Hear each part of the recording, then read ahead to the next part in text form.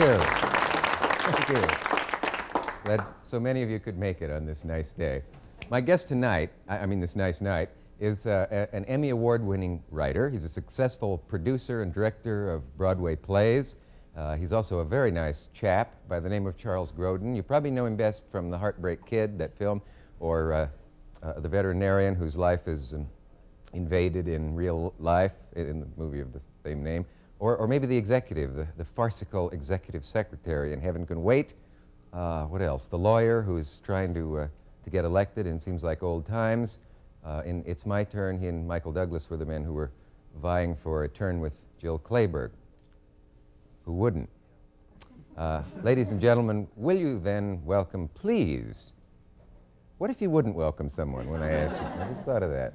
Will you please welcome a very nervous young man, Charles Grodin.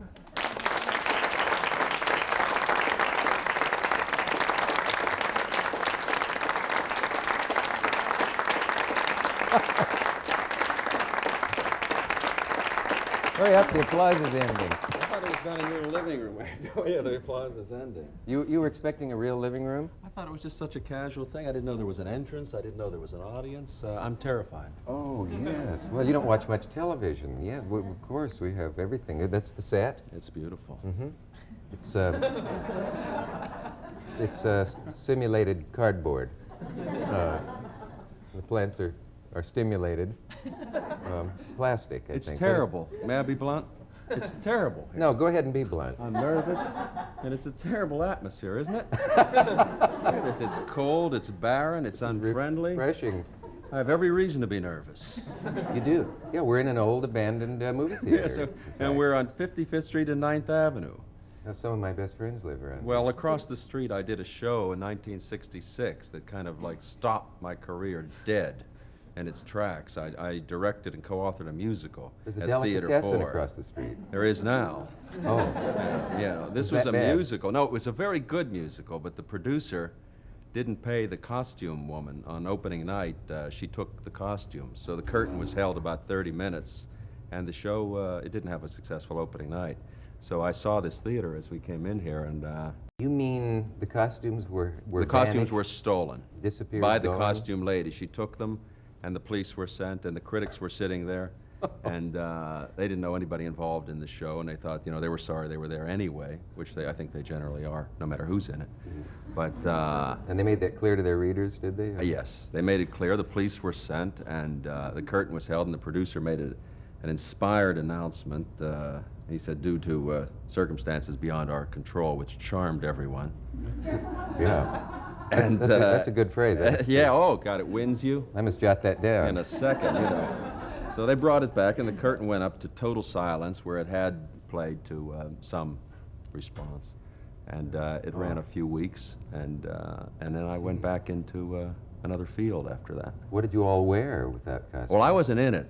We waited. They brought it back. They brought the costumes back. This is a big, colorful musical, and people you take off your jeans and your whatever, and you put on your whatever. It's a musical. Frippery. Right.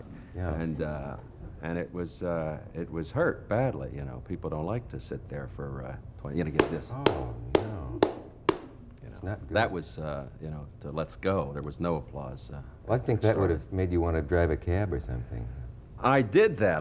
That made me go out and become a Western villain in Hollywood after that for about 2 years. It was a totally unlikely idea. Can you just decide to go and become a villain in Westerns? No, you decide you want to... I'd like to do that, too. Well, you decide you want to eat. And, eat. And that's what they were doing, Westerns. But I looked very unlikely to do that. I probably do now. But, you know, I looked like you. We looked the same. More or less. We're kind of like we're not, you don't have Dale Robertson sitting here, you know. So I went out there and got involved in this. I got real long sideburns and real, full hair, mutton chops, and learned to ride a horse and did that for about 2 years. Now, I want to do that in the worst way, which sounds like the way you did it. But I mean by that, I really want to. I'm an excellent Western rider. This is the truth, so people will laugh. Oh no, they won't. And I never get thought of for westerns. You don't? Never. I'm startled. I don't know why. I think I've got a western face. Yeah, you certainly do. Come I mean, from if the I West. was thought of for it, no. But you have to like, you have to go in and like let that sideburn thing go. It was not a good thing to be doing, because you also have to have a great deal of menace about you. And I don't think just meeting you right here that you have a fair amount of menace, but not that kind of menace you need to really frighten the Western series star. Oh, really? You've got to. Oh. Well, you maybe. You got to be able to frighten. You got to be able. You were doing it. You got to be able to frighten James Drury. Remember on the Virginian? I don't think I could frighten Jack Elam. Well, or you got Walter Houston, people like that. You got to be able to frighten the now people. You're not old enough to have acted with Walter Houston. I didn't start with him. Yeah. But he was at the end of his career, and I was nearing the end of mine at that time. At one end, and you didn't know which one. How far are you, as they say, how far are you going back here with this? This is 1928. No, come on. No, this is. So you weren't even born in 19... 66. Oh, I see. 66, 67. Yeah.